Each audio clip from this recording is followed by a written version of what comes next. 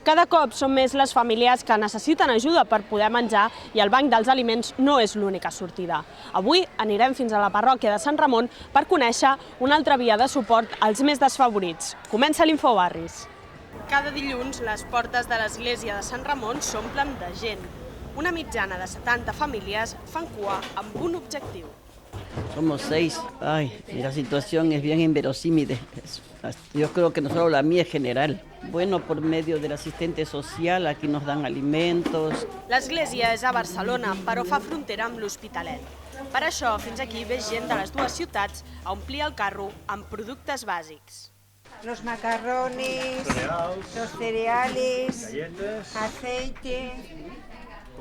Ahora de girasol porque no llega para el de aceite normal.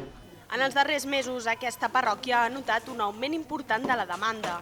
Segons Càritas, sobretot són immigrants que s'han quedat sense feina. Estoy sin nada, porque como estoy sin trabajo, no tengo ayuda de nada, estoy sola.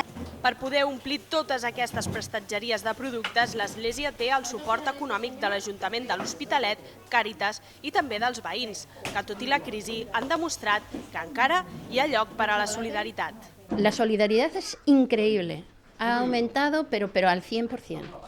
Y gente que ves que lo necesita tanto como las personas que lo reciben, ¿eh? Generalmente son viudas, jubilados, personas mayores que reparten lo que tienen con los demás.